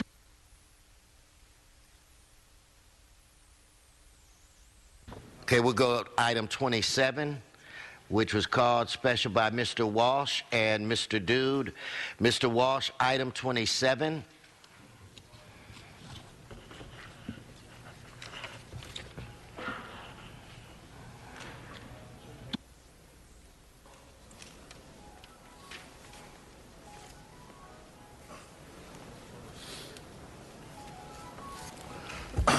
John Walsh, blogging at HollywoodHighlands.org for information purposes only.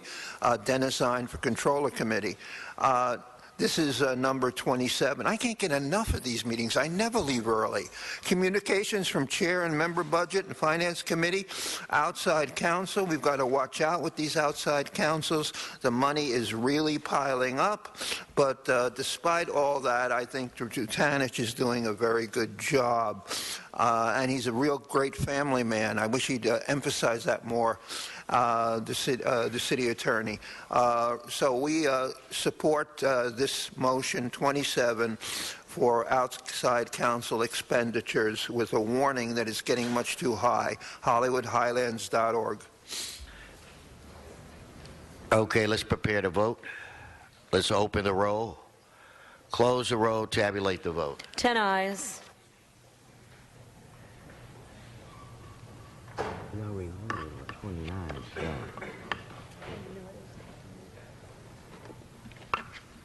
Item 31, called special by Mr. Walsh.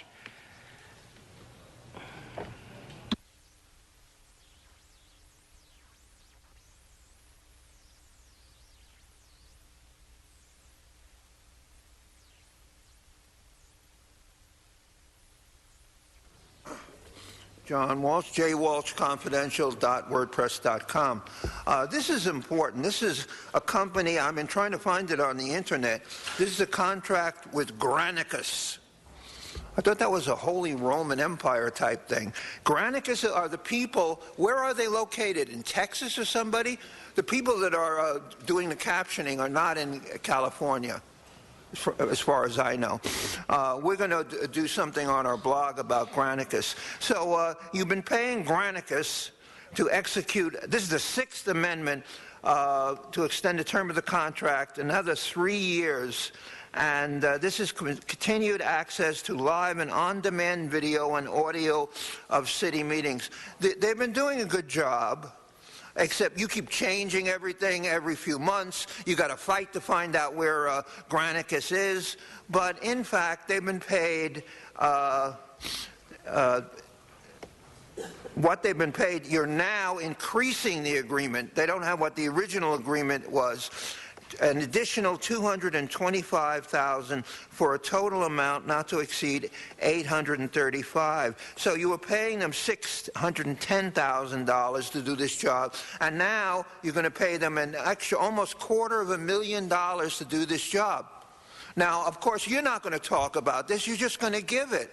And I always feel what this is, it means that if you're out there and you're choking on food or you call 911, it's going to take an extra 10 or 12 seconds for the paramedics to get here, because when they cut the money, they don't cut it out of Granicus. You can be sure of that. They cut it out of 911, police, fire protection.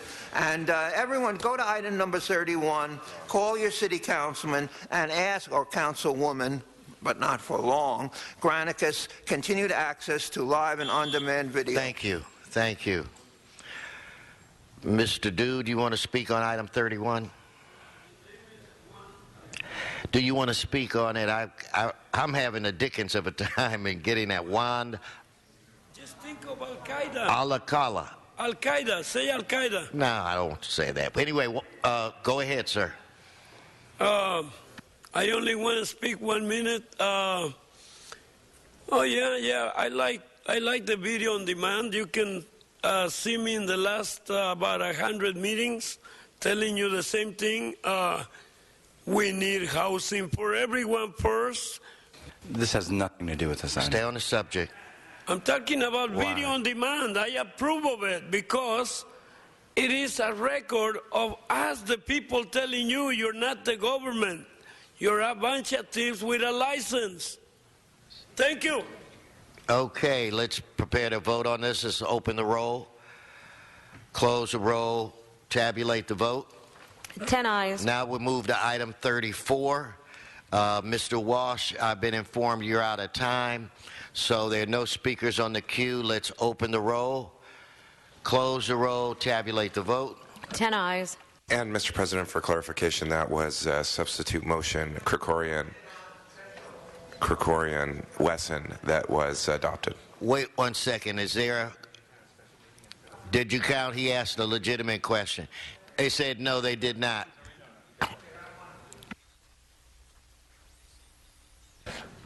Okay, Mr. Walsh, I'm informed you do have 1 more minute. You were right.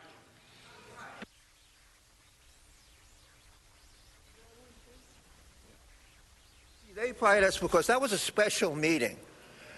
A special meeting doesn't, those are 2 meetings today. So the 5 minutes is for 1 meeting and the other meeting is separate. You know, you fight for everything at the city council. And you were right. And of course, but that's number 34 is, this is public hearing. Okay, this, I want everyone to understand that the mayor's proposed budget is coming out. He won't be around for the budget, but his budget is coming out, and they're going to hold a special meeting on May 17th for a budget meeting, and commencing Friday, May 17th, 10 a.m., John Ferrer Council Chamber, and then also one on Thursday, May 23rd. We're going to have, this budget, incidentally, is horrible, and I'm going to give you back your time, HollywoodHighlands.org. Okay, let's go to the next item, which I believe is item 35. Correct? We're going to do item 35.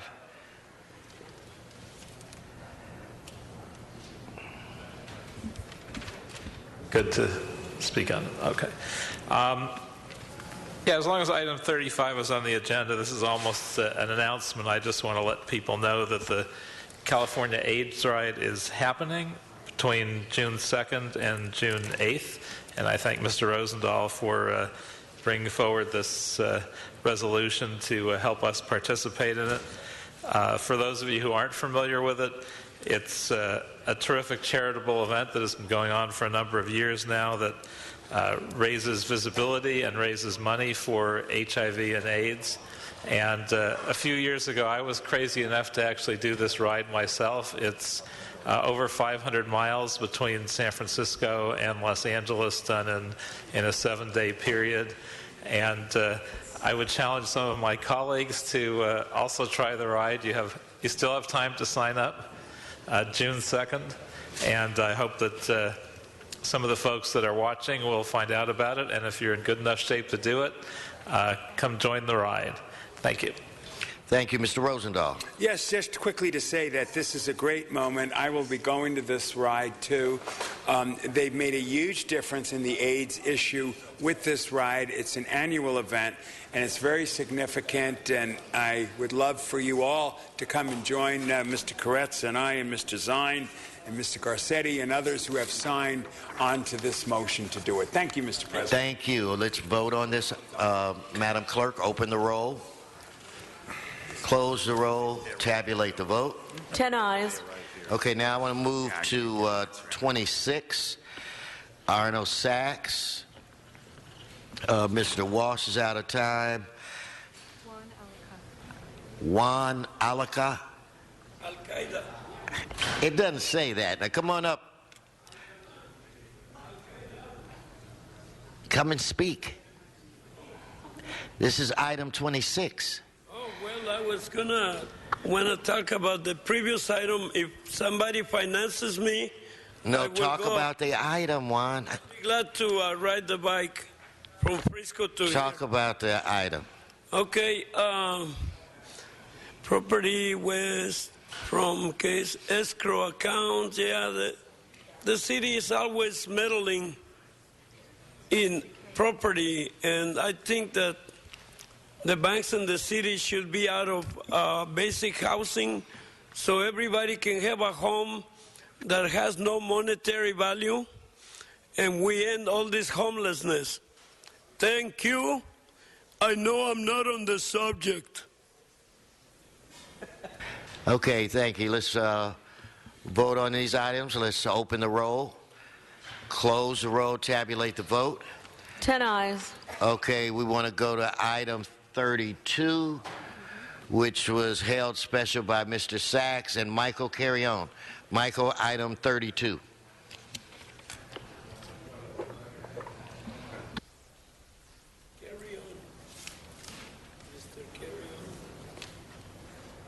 Real name is Carrion, okay? 32. Yes. Okay. Mr. Weezer wants to have more money sent to the beautification crew. And I think it's a bad idea. Because lately, Mr. Weezer has been spending all of his money downtown. All of his time downtown. Nothing of that funding gets to CD14 in the El Sereno district. Somehow, Mr. Weezer feels that if he puts a couple of people in his office and doesn't follow up on what they're doing, hey, there's somebody filling that slot. If the work never gets done, who cares? There's somebody there. I came to Mr. Weezer a couple of weeks ago, explained to him the situation. He said he'd look into it and get back to me. This Friday would be 3 weeks. I haven't heard from him. And I was polite and courteous to him. I told him that I wouldn't want to have to change my schedule, so I have to be here. But I went ahead and changed my schedule so I can be here and speak on the items that are before me in my district. So I will be here for another 39 weeks this year so that I can speak on the issues and the lack of responsibility and accountability. So I stand before you to ask you to step down, or else we'll start a recall to get you out of office. Okay? Stay on the item. This is the item. Lack of accountability for funding that comes through my community, and he seems to send it all downtown to downtown LA, and we get stuck holding the tab. All this money that you're talking about is supposed to be distributed between all the districts in his community. They're not. We get kibbles and bits while they get the bulk sum downtown. This is why I'm here, and I will be here. Thank you. Thank you. Okay, let's, Mr. Weezer. Colleagues, as you know, we've been working on the Clean Up, Green Up program for a couple of years now. This is an effort that we've teamed up with a number of nonprofit organizations to work with our local businesses and find money that is already available to them so that they can make their businesses a bit more cleaner for the environment. This particular program is focused in Boyle Heights, where we have a number of industries next to residences, and we're working together with the residences and the industries in a cooperative manner so that, let's say, for example, a auto paint shop can use new technology and use federal funding that is already available to them to implement new technology. We originally talked about Boyle Heights, Pacoima, and the harbor area as some areas that will be that we would work with in this areas, but for now, we are intensifying our areas as Boyle Heights and the harbor area. Mr. Buscaino came on board and is very supportive, excited about the program. We worked with a number of Chamber of Commerces who would like to see more support for local businesses. At the same time, as we make them available, make it known to them what funding is available to them, we also clean up our air and clean up our environment. It's a win-win for everyone. And I want to thank you for your support on this. Okay, let's open the roll. Close the roll, tabulate the vote. 10 ayes. Okay, now what are we on, general public comment? Yes, sir. I've got like 3 cards. Mr. Walsh? Yeah. That's what happens when you give it the same name. Mr. Carrion? Juan Acala? Henry Marine? Hey, where's this going? This is going to El Sereno. Yeah, this is going for El Sereno, Boyle Heights. John Walsh, chairman of the Anybody But Garcetti for committee. Incidentally, he appeared once this month. Last month, February, March rather, he appeared no times, and he has been given a blanket excuse not to show up here. He is running for office.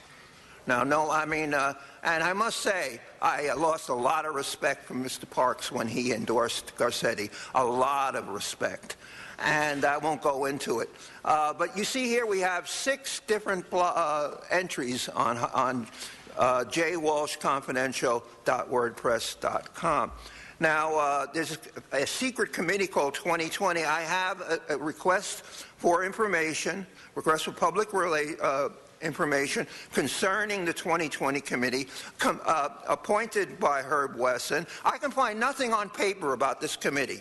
It doesn't have to tell you when it meets, where it meets, what's going on. It seems to be a rogue committee. And of course, the people, the reporters here at the LA Times, all they have to do is look at their picture and gush about how sexy Mr. Garcetti is, and he just bats his brown eyes, and Mr. Sennheiser just gets all mushy inside. And the front page if you want some more information along these lines, go to the front page online, go to Ron KLA, go to Mayor Sam, go to Joseph Mailander, and that's spelled, Mailander is spelled M-A-I-L-A-N-D-E-R. Remember, it's not just John Walsh. There's a group of us that are exerting enormous pressure, and we all don't agree on who's going to be mayor, but anybody but Garcetti for mayor, and Zine, vote for him despite anything. HollywoodHighlands.org. Okay, Michael, or is it Juan? You're right there. Go, come on. Can I still run for mayor? I mean, you miscounted my votes, so I'm calling for what do you call it when you nullify the election because it's fraudulent? I know I got more than 3 votes, and that's a fact. I can prove it. And I was sent a letter by the city saying that I only got 3 votes. You know what I mean? And then my partner from Hollywood, they say he only got a vote, 1 vote. I'm sure he got like 20,000 votes. He's got a bigger lawsuit than I do. So I think we should cancel this whole election and start over. And I don't know who to support. I don't know Gruhl at all. And Garcetti, he's a good-looking boy, so I don't know. Anyway, I don't see the city. Everybody is in apathy because you guys don't do business right. You just don't do business the right way. You throw people out on the street for any little reason. You put huge fines on businesses. And you just keep recruiting money in one side and losing it in lawsuits in the other side. It really makes no sense the way you do business. So let everybody have a place that is not worth any money. And then let's start from there. Nobody pays rent. There's no more landlord and tenant fights. There's no more landlordship. And if we end landlordship this way... Thank you. Thank you. Okay, Michael, come on. Henry, come on, get in line. We're going to lose a quorum. Come on. Let's go. All right, Michael. General public comment. Okay, once again, I'd like to emphasize, I'm here to ask Mr. Huizar to step down. If he does not want to step up to the plate, then get off the plate. Okay? He's been sitting in his chair for a long time. Well, he's been photo ops and everything else. He's been sitting holding this position for a long time. He just spoke up and told you exactly where that money was going. Boyle Heights. Once again, it's not going to El Sereno. No part of it is going to El Sereno. Okay? So his heart is set on Boyle Heights where he lives and his little choo-choo train downtown. I gave him the option. I thought he manned up to the plate. He said he'd take care of it, but he didn't. He sits there and grins like a chessy cat, and yet he has no backbone. He sits here and complains and weeps over the fact that I come here and complain, but he's not a man of his word. Okay? I do things the old-fashioned way. You say you're going to do something, I give you the benefit of the doubt. You don't do it, I'm going to come and hold you to your word. You didn't do it. You dropped the ball again. You can get up here and cry all you want. Wow, it's that story, how Mr. Carry-On's upset and everything else. I'm not upset, I'm pissed off. I'm tired. I'm tired of you and your staff thinking it's a joke. You can laugh all you want. Just so the public can't see Mr. Weezer thinks it's a joke. Okay? Well, there's people getting hurt in his community. There's walls that are falling down. People are having to cross the street just because he's too busy downtown. He doesn't care about the El Sereno district. Well, in 2 years, when you come up for re-election, we will be pushing you out the door. So take it for what it's worth now. Again, if you can't step up to the plate for El Sereno, then get out of the way.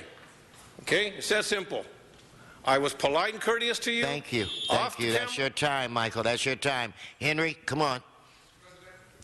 Yes, Mr. Henry, before you start, Mr. Weezer. Yeah. Just for the record, the previous item also had Clean and Green contract that would allocate some funding to clean up the corridors at Huntington Drive in El Sereno. We know the character that came up a number of times. My staff tells me they are in constant communication with him. They call him. He does not return calls. They call him a number of times every week. He does not return calls. We really don't know what this character is asking or wants. Thank you. Okay. Mr. Marine. Yes, as you know, I'm always talking about California government employee pay shelters as shown in MOUs. And last week, our Mayor Villaraigosa came here, and he made us aware of a new financial and academic epidemic, which he referred to as financial illiteracy, whereby people get into agreements and can't figure out what they have to pay for based on the word written in MOUs and contracts. Then yesterday, Mr. Reardon came here and advised the council about a risk of a national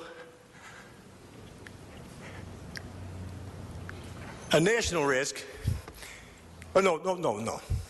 That we're in jeopardy of a national risk based on those same actions, whereby people may get elected to hold public office and not know how to read, understand rules of parity, what was given, what was taken, what was provided to a third party on behalf of a worker and sheltered away, and then they don't understand who was the first party, or the second party, or the third party, or who was we the people, and who they was, and it's just getting real confusing. So, and Mr. Hahn was here to show you, he wrote it down in paragraph 8, plain and clear for you, and you still can't understand it. Now, what's the problem with that? He wrote paragraph 8 in the Hackman Coal MOUs, and you have no idea why you sheltered the money, or if it was sheltered, or if it was a loan, or if it was a discount. Thank you. Thank you. Okay, Mr. Clerk, any more business before this council? Mr. President, council has motions for posting and referral. They're posted and referred. The desk is clear. Members' announcements? No announcements. Everybody rise for adjourning motions. Mr. Englander? Thank you. Oh, wait. Everybody please rise. Avak. Mr. Englander. Thank you, Mr. President. I'd like to adjourn in memory of Charles Watson Johnson, passed away at age 83 on March 23rd. Born on March 29th, 1929, Charles was a third-generation Chatsworth resident and a longtime member of the Chatsworth Historical Society, founded by his parents, Ray and Catherine. He served as the Chatsworth community as a firefighter with the Los Angeles Fire Department for over 25 years until his retirement in 1978. His father, Ray, was the only postman for the Chatsworth community for many, many years.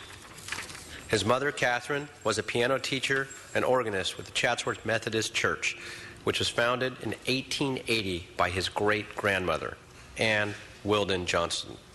Charles attended Chatsworth Park Elementary School, Canoga Park High School, John Muir Junior College, UCLA, and San Jose State College. He is survived by a large family, his wife Marcia, his sons Michael, David, and Stephen, his daughters Linda and Kathy, and 9 grandchildren who will miss him dearly. He will be missed by all of us. Other adjourning motions? Okay, Mr. Clerk, this meeting is adjourned.